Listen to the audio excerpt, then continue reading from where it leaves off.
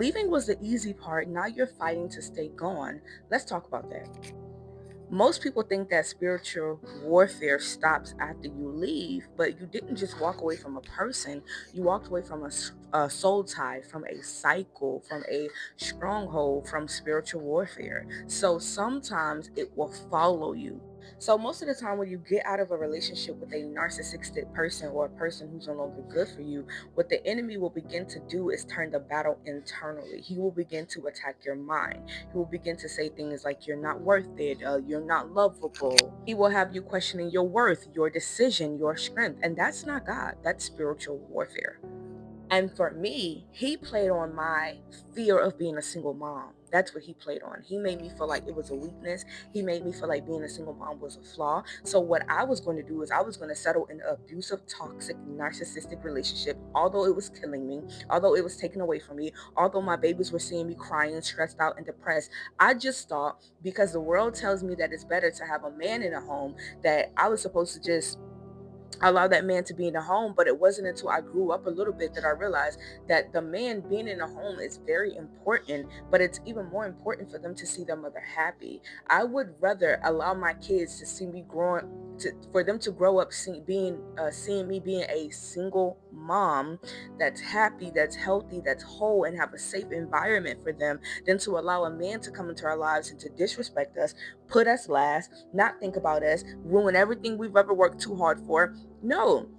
So I had to fight my own internal battle by letting go of this single mom narrative, and I had to realize that I am more than just a mom. My identity is not just rooted in being a mother, but that's what the world tells you. They tell you, hey, if you're a single mom, then you don't deserve love, and you don't deserve a good man to love you, and you should accept whatever man comes your way because you're already a mom, and no man wants to deal with that. And so you have all of these women settling in relationships with men who are abusive, they're rapists, they do a lot because y'all done beat this woman so bad that her self-esteem was so low that she feels like she has to settle for the dirt.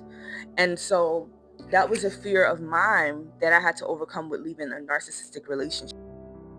So at the end of the day, to all my single moms who chose herself and who chose her kids over a man, I want you to understand that you chose peace over pretending, and God sees that, okay? And He's going to reward that. So don't allow the enemy to play mind games on you, and allow you to go back to what will eventually kill you if you stay. And I don't mean physically, but I mean mentally, spiritually, emotionally, and for others, it could be physically.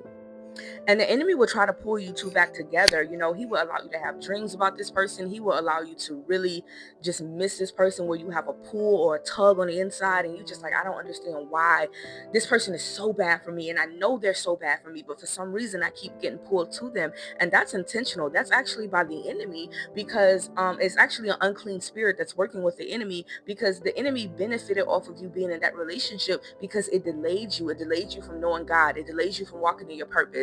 It delays you from being confident in who God created you to be. So he was benefiting off of you being in that relationship. All of that to say, sis, I want you to stay grounded, all right? And this is spiritual warfare. So remember, in spiritual warfare, you have to fight. You can't just lay there and just be like, oh, it'll eventually go away. No, no, no. You literally have to fight for your mind. You have to fight for your emotions, and you have to fight for your spirit. So one of the ways that I fight is through one prayer. I pray to God and I ask Him to give me the strength to be able to continue to go on and to not look back and to not allow my temptations to overtake me.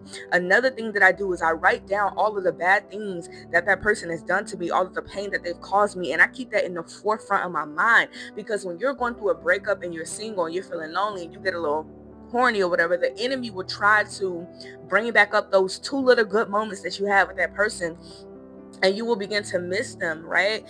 A third thing that you have to do is you have to learn how to tear down the potential and look at that person for what they really are. So for most people, for most women like me, when I first got with my ex, all right, he showed himself to be good within the first 30 days, all right? After that, that person was no longer no more. So the reason why I stayed in a relationship longer than I should have was because I was fighting for that person that I met in the first 3 days to come back, and that person never really existed. It was just a trap to hook me, to get me to stay. So most of us fall in love with that person's potential. And when I say spiritual warfare, you literally have to go into your mind and begin to tear down those thoughts, those ideas of who you thought that person was, and begin to really see them for who they are. Because if you don't, you will continue to be in chains to who you think think they are. And then when it's time to walk away, you will feel bad because you think you're walking away from a good person, when all reality, the person is not a good person.